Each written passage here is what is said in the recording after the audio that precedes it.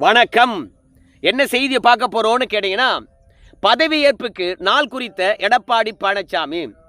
அமைச்சர் பதவி கேட்டு ஆளாய் பறக்கும் அதிமுகவுடைய ரத்தத்தின் ரத்தங்கள். இந்த செய்தியுடன் ஜூனியர் விகடன் எடப்பாடி பழனிசாமியை இழிவுபடுத்தி விட்டார்களா, அதை பற்றியும் பார்க்க போறோம். அதையெல்லாம் தாண்டி டெல்லி பஞ்சாபை இந்தியாவையே உலுக்கி கொண்டு இருக்கக்கூடிய ஒற்றை பெயர் ராகுல் சர்தா.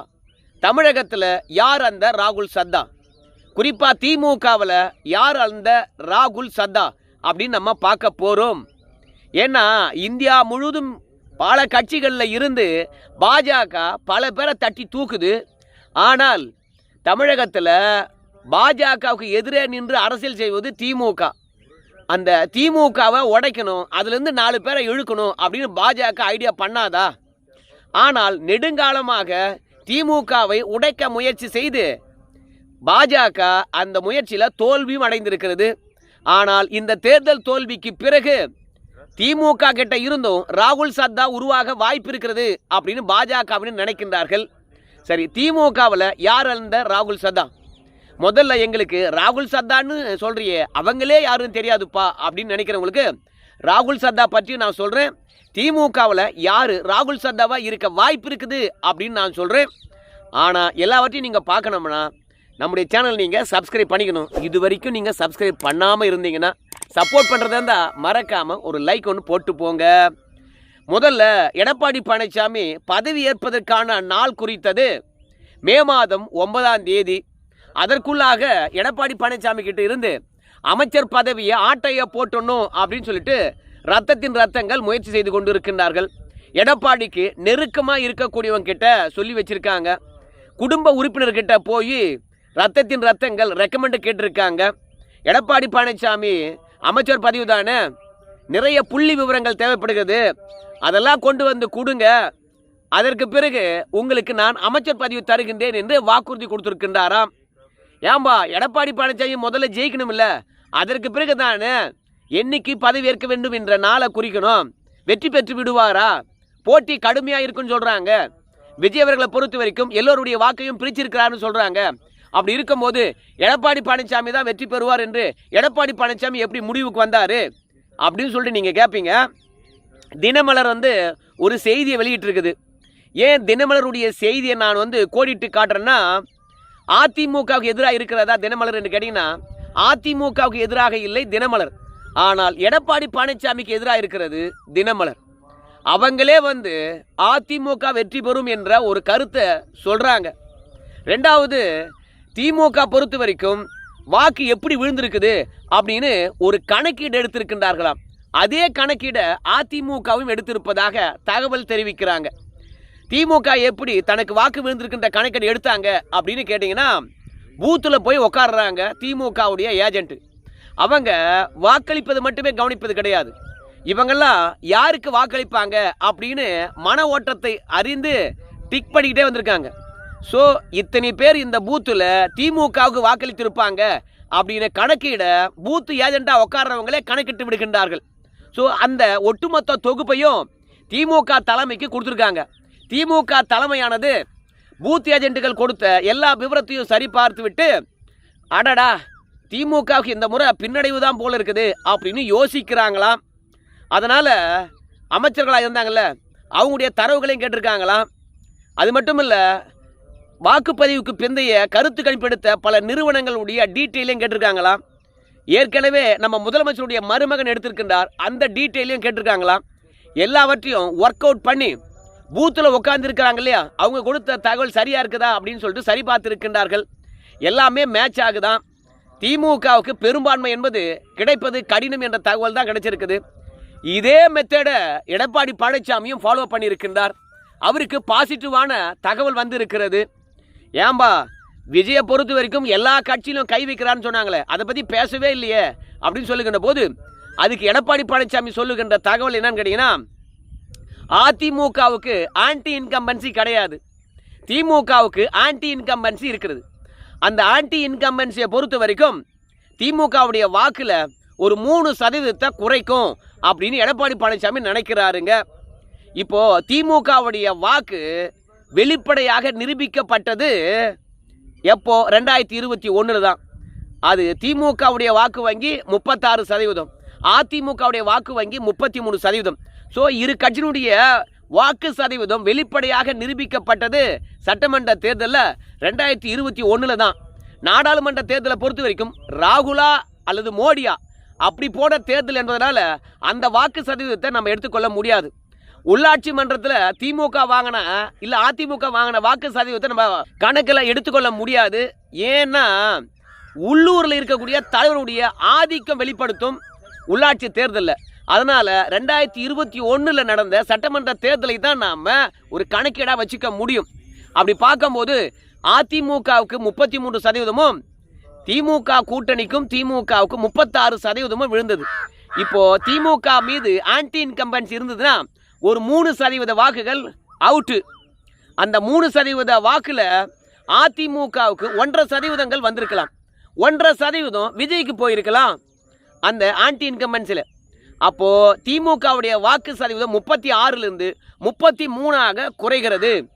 அப்புறம் விஜயை பொறுத்த வரைக்கும் எல்லாருடைய வாக்குகளையும் பிரிக்கிறார், உங்க எல்லாருக்குமே தெரியும். அப்படி பார்க்கும் பொழுது திமுக கிட்ட இருந்து எடப்பாடி பழனிசாமிக்கு கிடைத்த தகவலின் அடிப்படையில் 15% வாக்குகளை விஜய் அவர்கள் பிரிப்பதாக தெரிகிறது. அதிமுக கிட்ட இருந்து 3% வாக்குகளை பிரிக்கிறார் என்ற தகவலும் கிடைச்சிருக்கு. அப்போ திமுக கிட்ட இருந்து வந்த 1.5% ஆன்டி இன்கம்பன்சியுடன் அதிமுகவுடைய வாக்கு வங்கி 33 + 1.5 அப்படி பார்க்கும்பொழுது 34.5. அதில் ஒரு 3% விஜய் அவர்கள் பிரிச்சிட்டாருன்னா அதிமுக கிட்ட இருந்து அதிமுகவுடைய கோர் ஓட்டு வங்கி எவ்வளோன்னு கேட்டிங்கன்னா 31.5. ஆனால் திமுகவது 15% போயிடுது. அதோட ஆன்டி இன்கம்பன்சிக்காக ஒரு 3% போயிடுது. கிட்டத்தட்ட திமுகவுடைய வாக்கு வங்கி 19க்கு வந்து சேர்ந்து போகுது. அதுக்கப்புறம் விசிகாவுது. ஏன்னா திமுக கிட்ட இருந்தே வாக்குகளை விஜய் பிரிக்கிறாருன்னா விசிகா கிட்ட சொல்லவே தேவையில்லை. காங்கிரஸ்லாம் கணக்கிலே எடுக்கலையாப்பா அப்படின்னு கேட்டிங்கன்னா காங்கிரஸுக்கெலாம் யாருங்க வந்து தொண்டர்கள் இருக்கிறாங்க, யார் வந்து காங்கிரஸுக்குன்னு ஓட்டு போட போகிறாங்க? திமுக முதுகில் ஏறிக்கிட்டு தான் காங்கிரஸ் வெற்றி பெறுது. காங்கிரஸில் தலைவர்கள் தான் இருக்கிறாங்க. அந்த தலைவர்களை பொறுத்த வரைக்கும் திமுகவுடன் இணைந்து வேலை பார்த்தாங்களா அப்படின்னு கேட்டிங்கன்னா அது கேள்விக்குறி தான். திமுக கிட்ட இருந்து அவங்களுக்கு எந்த ஆதரவும் கிடைக்கல. அதே மாதிரி காங்கிரஸ் தலைவரும் வந்து பார்த்தீங்கன்னா திமுகவுடன் இணைந்து இந்த முறை வேலை பார்க்கல. அதனால் காங்கிரஸில் தொண்டர்களே கிடையாது. தொண்டர்கள் இருந்த கட்சி விசிகா, அதுதான் மிகப்பெரிய அடி வாங்கியிருக்குது. விசிகாவுடைய வாக்கு வங்கி 6% வைத்து கொண்டாலும் கிட்டத்தட்ட விஜய்க்கு எவ்வளோ சதவீதம் போயிருக்குன்னு கேட்டிங்கன்னா 5% வாக்குகள் விசிகா கிட்ட இருந்து தான் போயிருக்கும். ஏன்னா விஜயை பொறுத்த வரைக்கும் 20லிருந்து 23% வரைக்கும் வாக்குகள் வாங்குறதுக்கான வாய்ப்பு இருக்குது அப்படின்னு எல்லா பத்திரிகையாளரும் சொல்கிறாங்க. அப்படி பார்க்கும்போது பெரும்பான்மையாக விசிகா கிட்ட இருந்தும் திமுக கிட்ட இருந்தும் தான் விஜய் அவர்கள் பிரிக்கிறார்.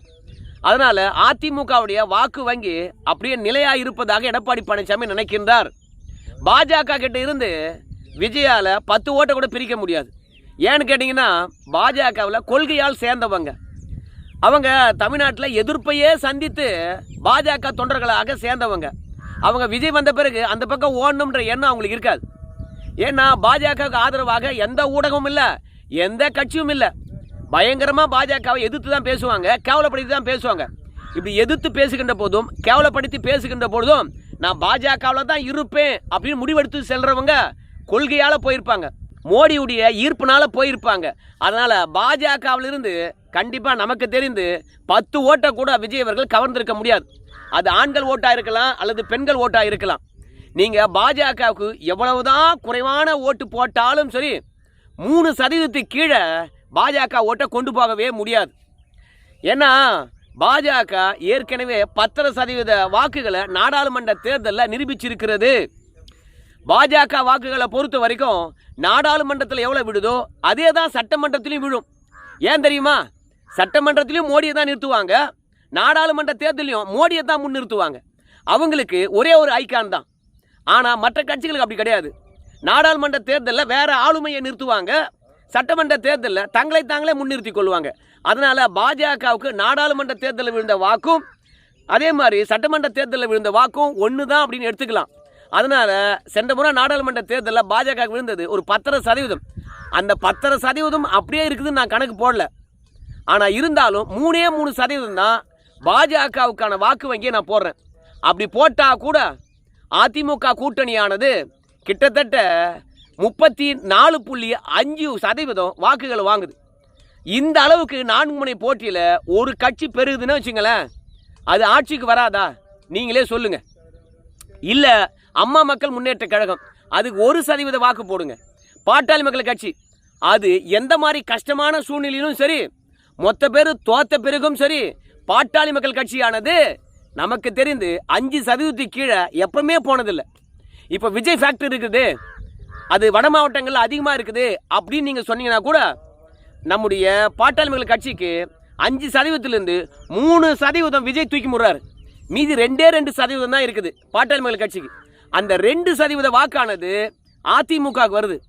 ஏற்கனவே அதிமுகவுடைய வாக்கு சதவீதம் 34.5, இப்போ 2% சேர்ந்தா 36.5. இப்போ சொல்லுங்க, எடப்பாடி பழனிசாமி ஜெயிப்பாரா தோப்பாரான்னு சொல்லிவிட்டு. அப்புறம் பதவி ஏற்பதற்கான நாளையே குறிக்க மாட்டார் எடப்பாடி பழனிசாமி. ஸோ அதனால தான் திமுகவுக்கு முந்திக்கிட்டு எடப்பாடி பழனிசாமி பதவியேற்பு விழாவுக்கான நாளை குறித்திருப்பதாக தினமலர் செய்தி விடுறாங்கப்பா. அது மட்டும் கிடையாது, திமுகவும் மே மாதம் 8ஆம் தேதி நம்ம பதவி ஏற்கலாம் அப்படின்னு சொல்லிட்டு அவங்களும் முடிவெடுத்திருப்பதாக சொல்கிறாங்க. மொத்தத்தில் அவங்கவங்க அரித்மேட்டிக்கும் படி கணக்கிட்டு கொண்டு இருக்கின்றார்கள். நம்முடைய கணக்கு, அதேமாதிரி பத்திரிகையாளருடைய கணக்கு, அதோட தேர்தலை கூர்ந்து கவனிக்கக்கூடியவங்க, அப்புறம் பொலிட்டிக்கல் அனாலிசிஸ் பண்ணுறவங்க, இப்படியெல்லாம் சமூக வலைத்தளத்தில் பதிவிட்டு இருக்கின்ற கருத்து கணிப்புகள் எல்லாவற்றையும் ஒப்பிட்டு பார்க்கும்போது நாம் சொன்ன கணக்கீடு தான் அதிமுக வருது. கிட்டத்தட்ட 36.5. இந்த 36.5 என்பது அசால்ட்டாக மெஜாரிட்டி கிடைக்கும் அதிமுகவுக்கு. அதனால் ஆட்சி அமைப்பதற்கான நாளை எடப்பாடி பழனிசாமி குறித்தது தப்பு கிடையாது. ஏன்னா 2021 அதிமுக ஆட்சியில் இருந்தது 1 வருஷமா 2 வருஷமா 10 வருஷமாக இருந்தது. அப்போது திமுக வாங்கின வாக்கு பிரசாந்த் கிஷோர்லாம் கூப்பிட்டு வந்து திமுகவை ப்ரொமோட் பண்ணாங்க. அப்படிலாம் ப்ரொமோட் பண்ணி கூட திமுக வாங்கின வாக்கு 36% தான். ஆனால் இந்த முறை திமுக அந்த மாதிரி பர்ஃபார்மன்ஸ் பண்ணிச்சான்னு கேட்டிங்கன்னா அந்த அளவுக்கு பெருசாக பர்ஃபார்மன்ஸ் பண்ணலை. அதிமுக என்ன பண்ணிச்சோ அதே தான் இந்த முறை திமுகவும் பண்ணிச்சு. அது மட்டும் இல்லை, திமுக கிட்ட இருக்கக்கூடிய பெண்கள் வாக்குகளை விஜய் அள்ளிக்கிட்டு போயிட்டாருன்னு ஊர் உலகத்துக்கே தெரியும். அதனால் அதிமுக ஆட்சிக்கு வருகிறது. பதவியேற்பு விழாவை மே மாதம் 9ஆம் தேதி குறித்திருப்பதாக சொல்கிறாங்க. அதற்கு முன்பாக அதிமுகவில் இருக்கக்கூடியவங்க வெற்றி பெறுவோம் என்று நினைக்கிறவங்க ஆளாய் பறக்கின்றார்கள். எப்படியாகிலும் அமைச்சர் பதவி பெற்றுவிட வேண்டும் என்று சொல்லிட்டு பல முக்கிய தலைகள் அதிமுகவில் தென் மாவட்டங்களில் தோல்வி அடைன்னு வேற சொல்கிறாங்க. அதனால் யார் அமைச்சராக போகிறாங்க என்பதெல்லாம் பொறுத்து பார்க்கலாம். ரெண்டாவது, எடப்பாடி பழனிசாமியுடைய ஃபோட்டோவை பாருங்கள். இந்த மாதிரி ஒரு எதிர்க்கட்சி தலைவருடைய ஃபோட்டோவை சித்தரிக்கலாமா? எடப்பாடி பழனிசாமி என்ன சொன்னார்? திமுககாரன் ஊழல் பண்ணியிருக்கிறான், அந்த ஊழலை நம்மளால் ஏற்றுக்கொள்ளவே முடியலை. நாம் டெல்லிக்கு போனோம்னா வேட்டி கட்டிக்கிட்டே போக முடியல. ஏன்னா தமிழ்நாட்டுக்காரன் அடிக்காத கொள்ளையே இல்லை. அதுலேயும் இந்தியாவிலே மெகா கொள்ளை அடித்தவன் தமிழ்நாட்டுக்காரன் தான். அதனால் 2G வழக்கை அடிப்படையாக வைத்து நம்மளை கிண்டலும் கேலியும் பண்ணுறானுங்க.